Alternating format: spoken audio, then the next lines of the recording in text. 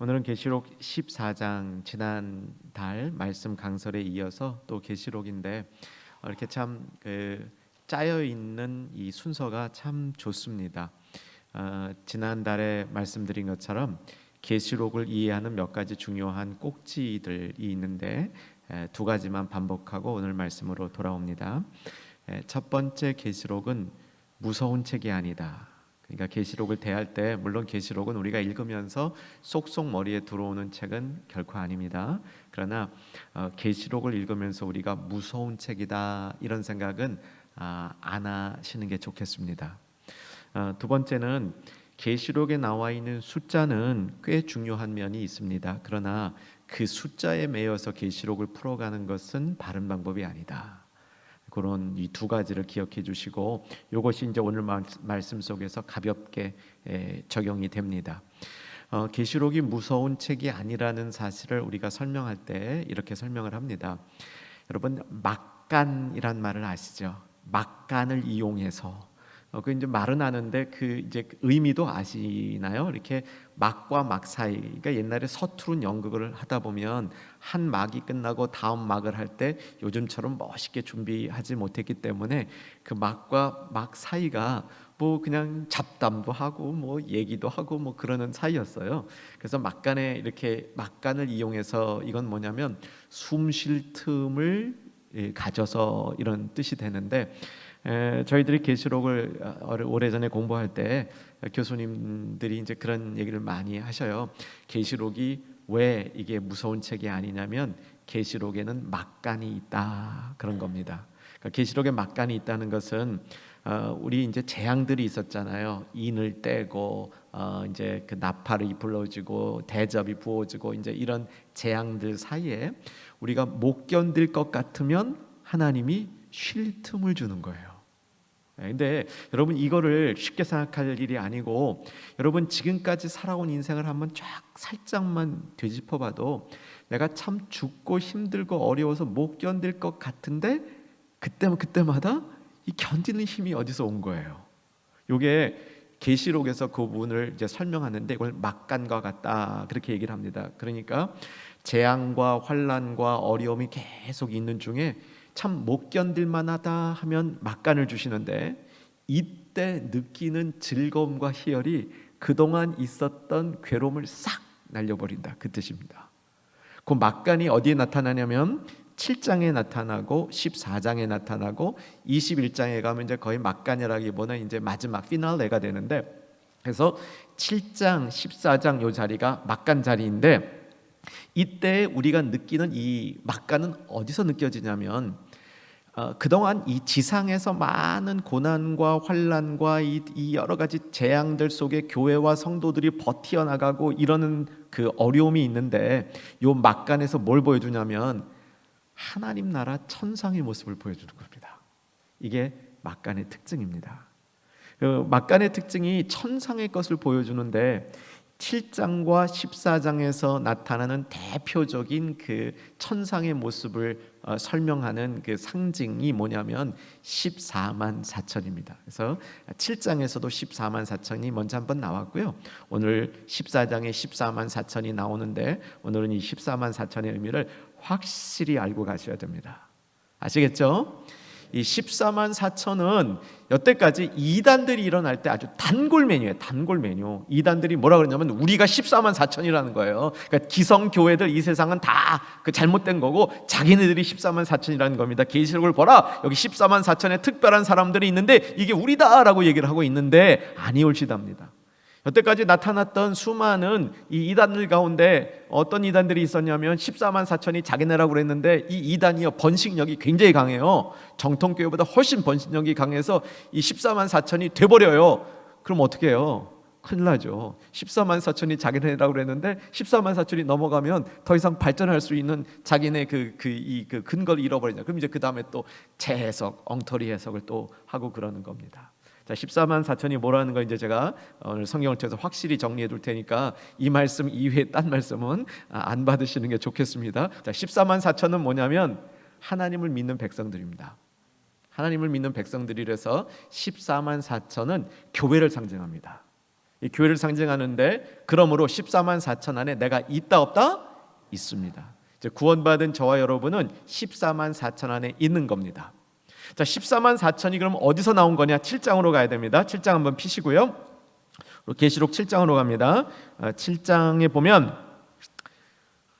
눈으로 잘 따라와 주세요. 1절에 네 천사가 나타나고 사방에서 바람을 몰고 오는데 그 이야기가 계속됩니다. 3절까지 가고요. 3절에서 특별히 눈여겨볼 단어는 인치기까지라는 단어입니다. 인치기. 그러니까 14만 4천은 인치심을 받은 사람들이다, 이렇게 보시면 되고요.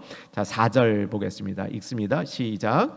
내가 인침을 받은 자의 수를 들으니 이스라엘 자손의 각 지파 중에서 인침을 받은 사람이 14만 4천이니, 이겁니다. 그러니까 인침을 받은 사람이라는 게 뭐냐? 구원받은 사람이라 뜻이고요. 이 구원받은 사람들이 14만 4천이라 이렇게 얘기하는데, 이스라엘 지파 중에 14만 4천이다. 자, 이스라엘 지파가 몇입니까? 12이죠. 14만 4천에서 144, 144를 12로 나누면 뭐가 됩니까? 산수 실력이 아직 살아계시군요. 네, 12죠. 그러니까 12 곱하기 12가 144죠. 12의 제곱이 144입니다. 그러니까 뭐냐면 12가 이스라엘 지파인데 이스라엘 지파를 2번 곱한 게 144입니다. 그러니까 이스라엘 지파에 속한 완전수다, 이렇게 보시면 되고요. 거기 뒤에 이제 1000이 붙잖아요. 000 이 셋인데, 이건 이제 어떤 분들은 그렇게 설명해요. 3위 하나님 000 이게 3. 그래서 14만 4천은 그냥 완전수, 예수 믿는 사람들 전체 수다, 이렇게 보시면 되는데, 7장에서의 14만 4천과 14장에서 14만 4천 사이에 약간의 발전이 일어납니다. 7장에 나오는 14만 4천은 아까 이제 5절부터 보시면 지파마다 12지파마다 사람이 나오게 되죠. 12지파마다 유다 지파의 인침을 받은 사람이 1만 2천이요. 이렇게 해서 12지파 곱하기 1만 2천 하니까 14만 4천이 된 겁니다. 그건 이제 이해가 되셨죠? 이제 이 사람들은 지상에 있는 하나님의 택한 무리들, 교회들이다, 이렇게 상징하는데, 14장에 가면 지상이 아니라 천상의 사람들로 바뀌어집니다. 네, 이게 계시록을 이해하는 매우 중요한 이 큰 틀이 되는데, 자, 계시록을 속에서 우리는 교회를 발견합니다. 교회인데 어떤 교회냐면, 계시록이 보여주는 교회는요, 지상에서 전투하는 거예요. 전투가 아니라 악전고투를 하는 겁니다. 지상에 있는 교회는 악전고투를 하는데, 계시록의 표현을 빌리면 피 흘리기까지 싸운다, 이렇게 되어 있습니다. 그런데 지상의 교회는 이렇게 피 흘리기까지 싸우는데 얼마나 힘들어요. 여러분, 신앙생활하는 게 쉽지만 않죠. 여러분, 이게 이상한 게 아니에요. 이게 정상인 겁니다. 이게 지금 요즘에 이제 어떤 식으로 이 사단이 미혹하냐면, 이 교회가 왜 완전하지 않느냐는 거야. 왜 교회가 완전하지 않느냐고, 이 교회 갈 필요가 없다고 얘기를 하는데, 원래 성경에 보면요, 교회가 완전하지 않은 겁니다. 교회는 이 지상에서 이 세상 세력과 악전 고투를 하며 피 흘리기까지 싸우기 때문에 교회 안이 완벽한 게 아니고, 교회는 왜 완벽하냐면, 우리는 악전 고투하고 있어서 여기서는 그 소위 말하면 이 힘든 싸움을 하고 있는데, 이 힘든 싸움하는 교회의 모습이 천상에도 있는데, 이 천상의 모습은 정말 아름답고 멋진 거예요. 그래서 우리가 힘들 때 뭘 하냐면 천상의 모습을 보여주는 거야. 천상의 모습을 이렇게 보여주면서 이 천상에 이런 세계가 있다 하고 알려주는 겁니다. 이게 계시록에서 보여주고 있는 이제 교회의 기본적인 틀이 되는 겁니다. 자, 이제 14장으로 돌아오셔서 14장의 내용을 하나하나 살펴보고요. 오늘은 이제 제가 말씀 강설이니까 내용을 쭉 강설하고, 여러분들이 이제 순모임에서 토론하는 것은 이제 교재에 따라서 자유롭게 해주시되, 오늘 꼭 말씀 이제 듣고 나눈 자신의 은혜, 그리고 자기가 깨달은 것 먼저 쉐어링하시고 나누시고 이제 다음 문제들로 가셨으면 좋겠습니다. 자, 14장 봅니다. 1절에 같이 한번 읽겠습니다. 읽습니다. 내가 보니 보라 어린 양이 시온산에 섰고 그와 함께 14만 4천이 서 있는데 그들의 이마에는 어린 양의 이름과 그 아버지의 이름을 쓴 것이 있더라. 이제 시온산에 서 있다, 이것이 이제 천상의 모습을 상징하는 것이고요. 지상에 있는 시온산이 아니라 천상의 광경이다, 이렇게 보시면 좋습니다. 14만 4천의 특징, 1절에 뭐가 특징입니까? 이마에 뭐가 있어요? 이마에 뭐가 있어요? 네, 이름이 있어요. 이름이, 누구 이름이 있습니까? 어린 양, 예수님이죠. 어린 양과 아버지의 이름이 써 있습니다. 잠시 여러분 14만 4천에 들어 계신다고 제가 확인시켜 드렸습니다. 아멘이죠? 네, 저는 들어 있습니다. 근데 이 14만 4천이 이마에 어린 양과 아버지의 이름이 있다. 한번 여러분 이마에다가 어린 양 아버지 이름을 상상으로 써보시기 바랍니다. 어떠셔요? 기분 좋으세요? 예, 할렐루야. 이건 상징이죠. 상징입니다. 근데 무슨 상징이냐면 내가 하나님께 속한 사람이다 라는 것이 외적으로 드러난다는 상징입니다. 그렇죠? 여러분, 만약에 이마에 뭐가 써 있다면 그 이마에 써 있는 게 다른 사람 보기에 금방 보인다, 그 뜻 아니에요, 그렇죠? 예, 이마에 뭔가 써 있는 것은 금방 보이는데 우리가 하나님께 속했다는 것이 너무나 분명하게 드러나는 사람이 이 14만 4천이라는 겁니다.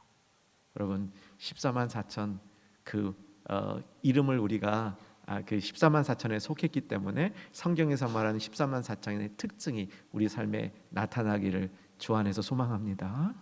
그러니까 우리 신앙생활을 해도요, 우리 많은 경우가 이 신앙생활을 하면서 가끔씩은 내가 그리스도인이라는 걸 좀 숨기고 싶어요. 그렇죠? 왜냐하면 내가 육신의 욕망되는 일을 하고 싶을 때 있잖아요. 그때 내가 그리스도인이라는 이름을 썩 빼보고 싶어. 그런 유혹 한 번도 안 받으신 분 없으시죠? 근데 이게 이런 거예요. 우리 충영교회 들어오면 중직자들은 여기다 뭘 합니까? 명찰을 달아요. 명찰도요, 색깔이 달라요. 그래서 이 색깔만 보면 저분의 직분이 뭔 줄 알아요. 그렇죠? 근데 교회 오면 이걸 달아요. 근데 교회 밖에 나가면 어떻습니까? 띄어요. 그렇죠? 근데 그걸 띄어도 그 사람이 그런 모습이 삶에 나타나야 되는데 요거 띄는 순간 싹 띄는 분들이 있어요. 근데 그런 식으로 정말 내가 그리스도인이라는 거, 하나님께 속한 사람이라는 것을 이 세상에 살면서 띄어버리고 싶을 때가 있단 말이에요. 그렇단 말이에요. 왜냐하면 이거 붙이고 있으면 부담스러우니까. 그런데 14만 4천에 속한 사람은 딱 이마에 박혀 있어. 그래서 떼고 싶어도 못 떼요. 여러분, 지금 이 상황이 부담스러우신 분들 괜찮아요. 왜냐하면 하나님 나라에 가면 그 상황이 우리가 전혀 부담스럽지 않은 모습으로 하나님께서 변화시켜 주시기 때문에 그렇습니다. 그런데 이 땅에 있는 동안도 14만 4천의 그 값에 해당하는 정말 어디서나 우리가 하나님께 속한, 어린 양께 속한 사람이라는 것을 드러내며 살 수 있는 저와 여러분 되기를 주 안에서 소망합니다. 예. 자, 이제 이 14만 4천이 특징을, 14만 4천의 특징을 5가지로 나눌 텐데요. 여러분 노트에 있어요. 노트에 보면 14만 4천의 5가지 특징, 첫 페이지 아랫번인데 하나하나 그것을 살펴가려고 합니다. 자, 첫 번째 14만 4천은 이마에 어린 양과 아버지의 이름이 써져 있는 사람들이라서 외부로부터 그 식별이 아주 쉽게 되는 사람들이다. 우리가 14만 4천이기 때문에 이런 것을 불편해하거나 두려워하지 말자, 이렇게 정돈하시면 되고요.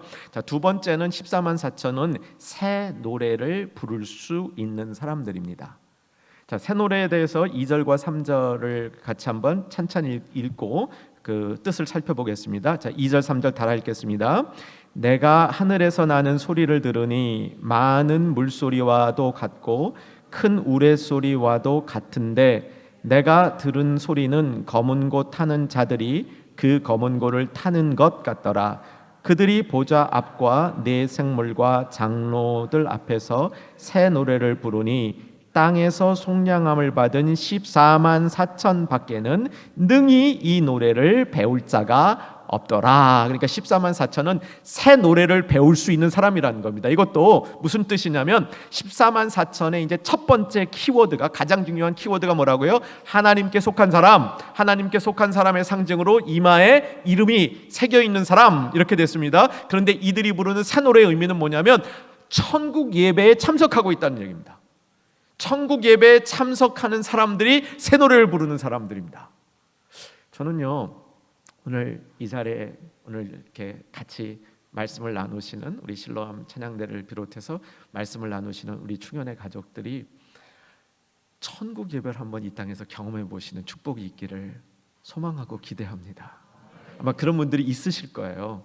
지금도 있으실 겁니다. 이미 경험하신 분들이 아마 제가 보기엔 상당수실 테인데요, 좀 더 많이 경험했으면 좋겠고 꼭 한 번씩은 경험해 봤으면 좋겠습니다. 그게 사람마다 달라요. 사람마다 다른데 내가 천국 예배를 경험했다라는 그 확증은 가질 수 있습니다. 제가 미국에서 이민 목회할 때 알던 권사님은 100세 지금 넘으셨는데요, 이분이 이제 간증을 하는데, 목사님 제가 제 일생에 3가지 간증이 있습니다 하고 간증하는데, 첫 번째 간증이 뭐냐면 계시록 여기서 나오는 많은 물소리 같은 소리를 들었습니다. 그거예요. 그 물소리 같은 소리가 어떤 소리입니까? 나이아가라 폭포가 떨어지는 소리입니까? 뭐 이런 소리를 이렇게 라고 물어봐도요, 그거는 자기 입으로 표현을 못해요. 그런데 알아요. 이게 정말 천국 이 예배 같은 거였다라는 걸 알게 됩니다. 이게 우리 각자가 경험하는 겁니다. 제가 경험하는 거고요, 여러분 또 여러분이 경험하는 이 천국의 이런 예배, 이런 모습이 있는데, 그 예배의 모습을 이렇게 쭉 설명하는 가운데 2절에 많은 물소리, 큰 우레소리, 그 다음에 검은 곳 타는 소리, 자의 소리, 이런 소리인데, 그게 이제 배경음악으로 쭉 들리면서 검은 곳 타는 자들이 3절에 나오는 그들입니다. 그들이 보좌 앞에서 노래를 부르는데, 이게 새 노래인 거예요. 이게 새 노래가 뭔지 몰라요. 저도 새 노래가 뭔지 설명이 안 돼서 모르는데, 분명한 것은 천국 예배 때 드려지는 노래가 새 노래입니다. 이 노래는 구원받고 구속받은 사람들이 따라 부를 수 있는 노래라는 겁니다. 14만 4천은 하나님께 새 노래로 찬양할 수 있는 천국 예배를 경험하고 천국 예배 속에 있는 사람, 그러니까 이 땅에서도 우리가 천국 예배를 이따금씩은 경험할 수 있습니다. 소망하시는 분들에게는 그 경험이 자주 일어날 수 있기를 주 안에서 간절히 축복합니다. 그다음 이제 14만 4천이 이게 새 노래를 부르는 사람이었고요. 제 노트를 따라 해주시면 세 번째, 14만 4천은 처음 익은 열매다, 이렇게 볼 수 있습니다. 이제 4절을 보면 14만 4천에 대한 설명이 더 분명히 나옵니다. 4절 같이 한번 읽겠습니다. 이 사람들은 여자와 더불어 더럽히지 아니하고 순결한 자와 어린 양이 어디로 인도하는지 따라가는 자며 사람 가운데서 속량함을 받아 처음 익은 열매로 하나님과 어린 양께 속한 자들이. 이렇게 설명들이 다 나오는데, 이 설명들 우리가 다 어떻게 외우겠어요? 그렇죠? 어떻게 다 기억하겠어요? 그러니까 딱 한 가지 기억하면 돼요. 여기도 나오잖아요. 4절 끝에 하나님과 어린 양께 뭐 한 자? 속한 자. 요거 기억하는 거예요. 하나님과 어린 양에 속한 자. 그래서 내가 14만 4천이고, 여기서 말하는 하나님과 어린 양께 속한 자는 구체적으로 천국 예배에 참석하는 자. 지상에서는 고투하고 싸우고 힘들고 전투하지만, 그 전투하는 와중에 하나님이 천국 경험을 해주시게 되는데, 그 천국 경험을 해주시게 되면 그게 너무 좋아서, 그게 너무 충만해서 이 땅의 고통을 이길 수 있는 겁니다. 여러분 한번 시험해 보세요. 제가 아주 어렵지 않게 여기 계신 대부분의 사람들이 하는 간증을 제가 알고 있습니다. 뭐냐면요, 참 여러분 쉽지 않게 사셨죠. 쉽지 않게 사셨어요. 근데 돌아보면 괜찮죠. 그거예요. 계시록이 하는 게 그거예요. 이게 지상에서 고통하고 악전 고통하고 살고 좀 힘든 삶의 계속이었는데 보니까 괜찮아.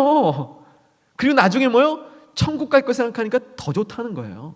그래서 계시록이 무시무시한 책이 아니다, 이렇게 그 계시록이 말하는 것을 우리가 요약할 수 있는데, 자, 처음 익은 열매, 이것도요, 처음 익은 열매. 자, 구약에서 처음 익은 열매는 누구 겁니까? 하나님 거예요. 하나님 거. 그러니까 여기서 말하는 14만 4천이 처음 익은 열매다, 이것도 하나님 거라, 하나님께 속한 자라.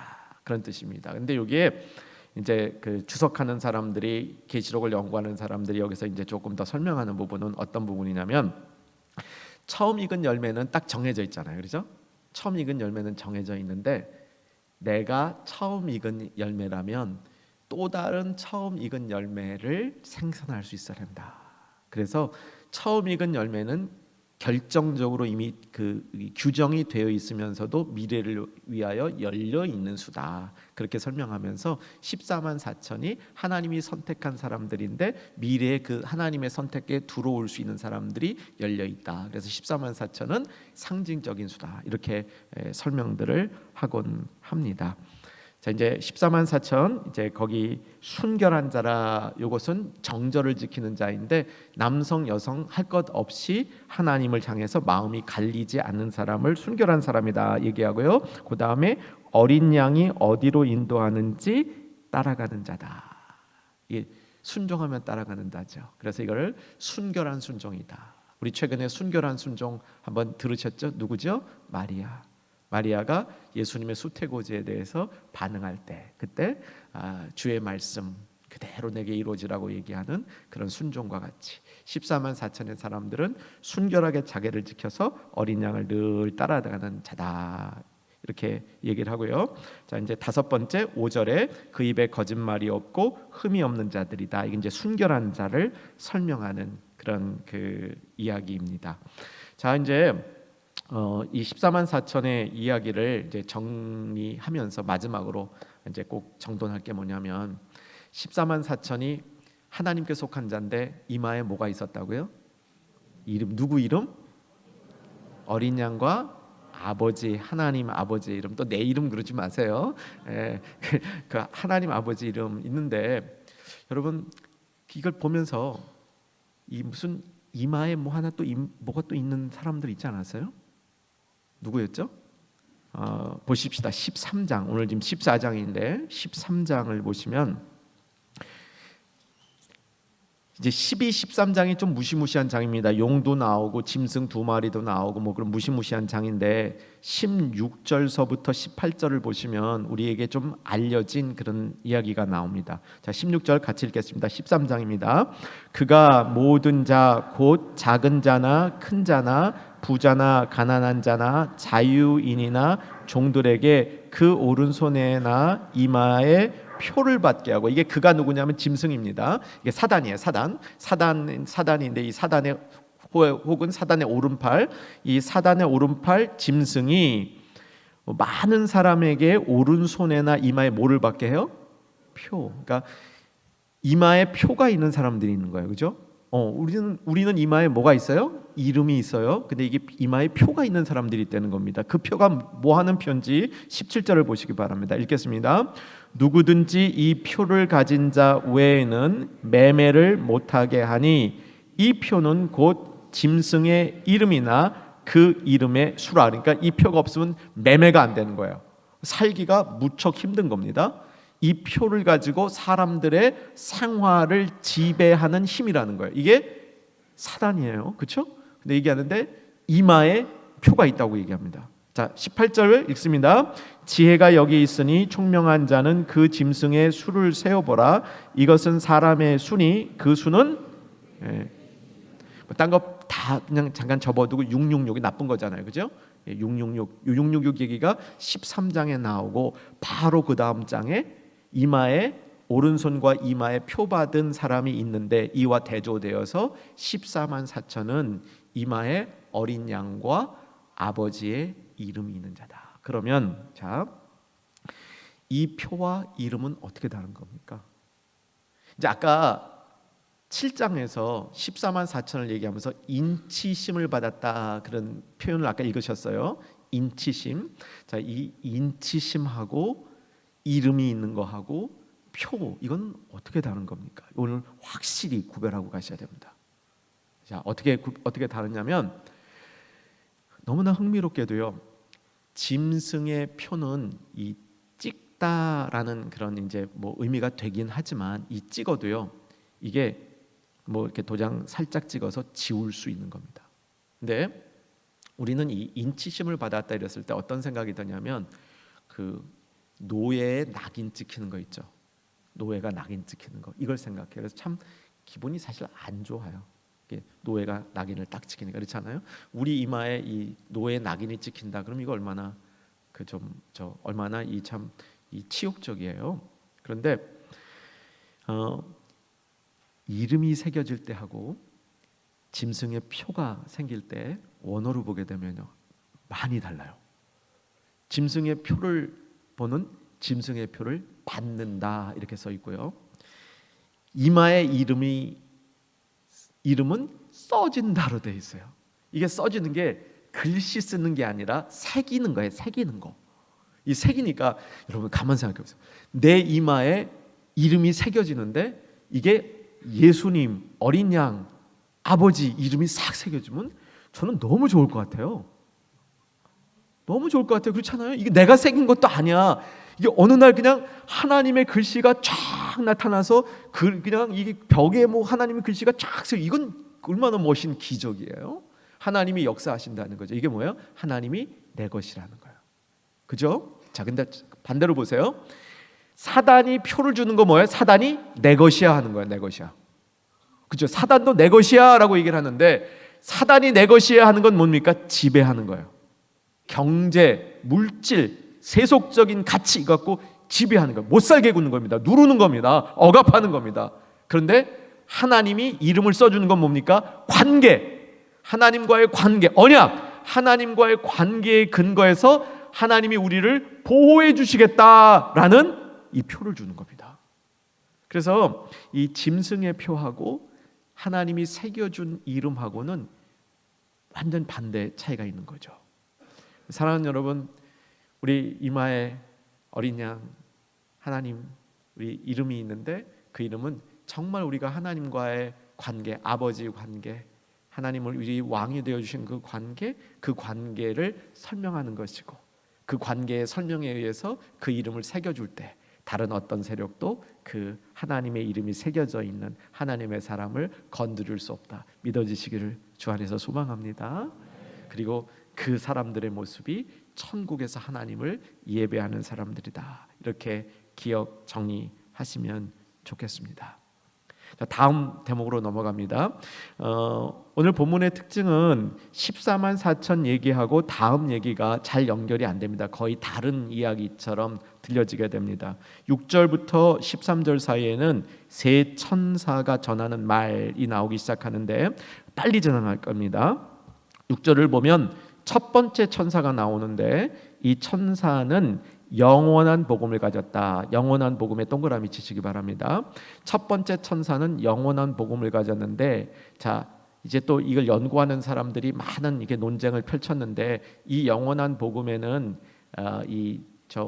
회복과 이런 좋은 메시지만 있는지 심판의 메시지도 같이 있는지 이렇게 막 논쟁을 했는데, 같이 있다고 보는 것도 괜찮을 것 같아요. 그래서 7절 보면, 7절을 눈으로 따라오시다 보면 중간에 심판이라는 말이 나오고요, 끝부분에 경배라는 말이 나옵니다. 그래서 영원한 복음의 이 내용들이 심판에 이르렀다는 걸 알려주면서 그때 경배해야 된다라는 것을 얘기해 줍니다. 이것도 우리가 참 마음속에 담아둘 좋은 지식이고 영적인 교훈이 됩니다. 우리가 심판 이런 것들 있잖아요. 내가 뭐 잘못했다, 이 심판을 준비하고 이기는 힘이 경배입니다. 그래서 우리가 심판을 준비할 때요, 하나님을 경배하는 마음을 가집니다. 내가 정말 하나님을 높이고 하나님 속에 있고 하나님과 연결되어 있고 하나님을 사랑하고, 그래서 그 계명을 지키고, 이런 이 하나님과의 기본적인 경배가 이루어지면 이 심판은 문제 없습니다. 하나님의 경배가 이루어지는 사람들이 그 이마에 어린 양과 아버지의 이름이 새겨진 사람들입니다. 그래서 우리가 심판을 이기는 힘은 하나님께 경배하는 것이다. 그 말씀을 기억해 두시고요. 두 번째 천사가 8절에서 나타나는데, 이 두 번째 천사가 한 일은 큰 성 바벨론이 무너졌다라는 걸 선포하는 겁니다. 이 바벨론이 뭘 상징하느냐? 그 성경 뒤를 더 읽어보면 음행을 상징합니다. 바벨론은 실제로 있었던 나라입니다. 제가 한때 바벨론 공부를 좀 했는데요, 들인 무수한 시간에 비하면 얻어낸 건 별로 없습니다. 바벨론이 특징이 뭐냐면, 역사적으로 바벨론은 가장 빨리 일어난 대제국이라고 볼 수 있습니다. 그러니까 순식간에 세계를 정복해요. 그랬다가 순식간에 없어져 버려요. 이게 특징이야. 이거 얼마 100년도 못 가요. 100년도 못 가고 이 바벨론이라는 나라가 어떻게 그렇게 빨리 세워졌는지 정말 불가사의하고요. 이게 그렇게 망한 것도 정말 어처구니 없어요. 어처구니. 한 나라 제국이 망하는데 이게 어처구니 없이 망해. 그냥 뺏겨버려요. 그냥 페르시아한테 그냥 싸움도 못 해보고 뺏겨버려요. 뭐 이런 건데, 이 바벨론의 특징 중에 뭐냐면 이 문화가요, 굉장히 사치한 문화입니다. 어떻게 사치할 수 있었냐? 정복 전쟁을 통해 갖고 수많은 사람들을 노예로 다 잡고요, 그 사람들과 다 뺏어간 거예요. 그래서 이스라엘도 침투해 갖고 성전도 다 멸망시키고 그런 거예요. 그 성전 기물 이런 거 다 뺏어가고 이제 그러려고 그렇게 한 거예요. 이 바벨론 중에 특징이 뭐냐면, 바벨론 안에는 이제 바벨탑이 있는데, 이제 바벨탑보다는 그 안에 이제 그 바벨론의 신인 마둑이라는 신을 섬기는 이제 큰 이제 탑이 그 도시의 중앙에 있었다, 이렇게 보는데, 이 마둑이라는 신은 뭐라면 자기가 왕이라는 거예요. 자기 왕 중에 왕이라는 거예요. 그래서 모든 다른 신들을 다 자기 밑에 이렇게 내려놓는다는 거예요. 그러니까 여호와도 이제 그렇다는 거예요. 이런 마둑이라는 신이 있었고요. 그 다음에 이제 이 행잉 가든이라 그래가지고 뭐 공중에 이 가든이 있대요. 그거 뭐 어떻게 생긴지 모르겠어요. 상상으로 뭐 그린 그림들은 있는데 뭐 꼭 그런 게 맞는지 모르겠는데, 그 정도로 이 바벨론이라는 나라가 이렇게 막 급속히 일어나서 아주 세속적인 문화를 가졌던, 그러니까 음행 이렇게 보는 게 맞습니다. 이런 배경 몰라도요, 바벨론 그러면 음행이다 이렇게 보시면 좋은데, 이 음행이 무너졌다라는 걸 선포하는 겁니다. 여러분, 음행이라는 거를 뭐 이상한 짓 하는 뭐 이런 거 생각하지 마시고요. 우리 믿는 사람들의 음행은 뭐냐면, 그 하나님을 떠나서 다른 거에 이렇게 취해 있는 거예요. 하나님을 떠나 다른 데 취해 있는 거. 그게 기간이 길어져서 영적인 불감, 이 상태에 간 거, 이게 음행인 겁니다. 그렇죠? 예, 바벨론이 무너졌다. 그거는 음행하는 사람들은 반드시 심판을 받는다.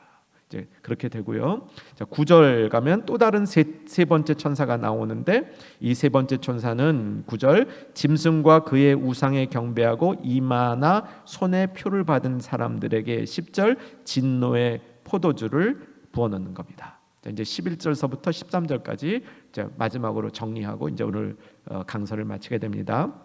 자, 그런데 11절과 12절 사이, 11절과 13절에서 중요한 대조가 하나 나타납니다.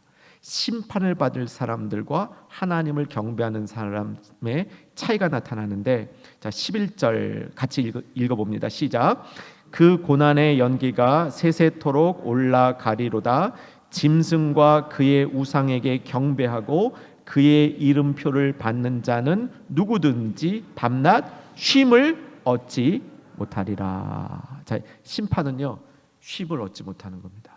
그러면 축복은 뭡니까? 13절 앞부분 쭉 빼시고요, 뒤 부분부터 따라와 주시면, 성령이 이르시되 그러하다. 같이 읽겠습니다.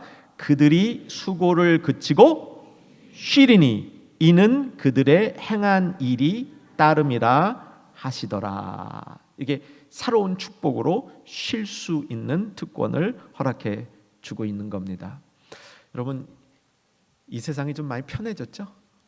살기 편해진 것 같아요. 제가 오랜 외국 생활하다가 한국에 들어오니까 한국만큼 살기 좋은 나라가 없는 것 같아요. 특히 우리 자매님들 뭐 전화만 하면 다 집에도 갖다 주고요. 이제 뭐 얼마나 삶이 편해진 줄 모르겠습니다. 이게 뭐 SNS 같은 데 들어가 보면 내가 다 중심이죠. 뭐 그죠? 내가 다 이렇게 중심이 돼서 관계망을 맺고 이렇게 살아가다 보니까 하여간 사는 게 굉장히 편해진 건 틀림이 없습니다. 그런데 이게 우리 한번 생각해 볼 게 있어요. 사는 건 편해졌는데 쉬질 못해요. 그죠? 쉬질 못해. 옛날에 시골에서 자란 분들 어린 시절 생각해 보세요. 뭐 걱정이 없었잖아요. 동네에 무슨 뭐 강도가 있었나, 도적이 있었나, 문 열어놓고 그냥 편하게 놀고 자고, 뭐 애 뭐 어떻게 될까봐 뭐 걱정한 적이 없었잖아요. 근데 지금은요, CCTV만 없으면 걱정이 되는 거예요. 이게 사람이요, 쉼이 없는 게, 성경이 뭐라고 얘기하냐면 쉼이 없는 게 심판이에요. 하나님 심판, 하나님 형벌이에요. 아담과 하와가 범죄한 다음에 에덴 족간에 쫓겨났죠? 쉼을 잃은 거예요.